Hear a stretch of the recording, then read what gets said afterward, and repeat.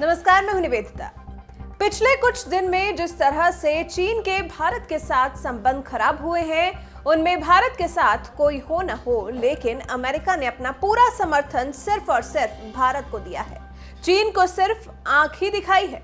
वजह है दक्षिण चीन सागर में उसकी चीन के साथ कटुता और उसके बाद इस कोरोना महामारी को पुख्ता तौर पर चीन की तरफ से ही फैलाया हुआ मानना।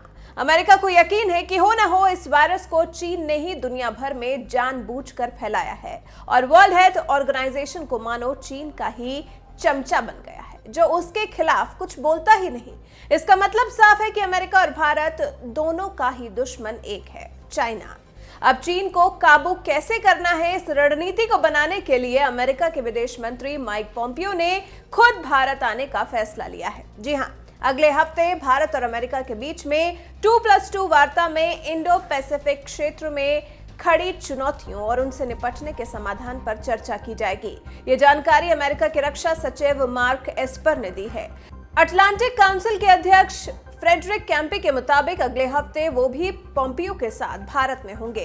भारत के साथ ये दूसरी 2+2 की बातचीत होगी। एस्पर के कहने के मुताबिक ये मुलाकात इंडो पैसिफिक में भारत के साथ पार्टनरशिप के लिए सदी में काफी अहम है। एस्पर के मुताबिक लोग देख रहे हैं कि असल में चीन कर क्या रहा है। एस्पर ने भारत को लेकर कहा कि भारत दुनिया का सबसे बड़ा लोकतांत्रिक देश है, जहां बहुत योग्य और गुणी लोग हैं और वो हर दिन हिमालय पर चीन की आक्रामकता का सामना कर रहे हैं, खासकर एलएसी पर। आगे एस्पर कहते हैं कि इस क्षेत्र के कई देशों से बात की है और वहां गए हैं, जैसे मंगोलिया, न्यूजीलैंड, ऑस्ट्रेलिया, थाईलैंड, पलाओ और पैसिफिक के टापू देश। सभी देश देख रहे हैं कि चीन की क्या हरकतें हैं। कुछ जगहों पर वो एकदम साफ है और कई जगहों पर छिपकर वार कर रहा है। एस्पर ने बढ़ती चीन की गुस्ताखियों और चीन की दिनों दिन बढ़ती ताकत को लेकर भी चिंता व्यक्त की है। कहा है कि चीन राजनीतिक और कूटनीतिक दबाव बना रहा है और भारत की तरह कुछ देशों पर सैन्य दबाव भी बनाने की कोशिश कर रहा है। इसे बर्दाश्त नहीं किया जा सकता। सभी देशों को अंतर्राष्ट्रीय नियमों का सामना करना है, जिनसे सबको फायदा होता है। ये मुद्दा चीन के उदय का नहीं, बल्कि इस बात का है कि चीन का उदय आखिर हो कैसे रहा है। इस पर इन बैठकों में चर्चा होती है।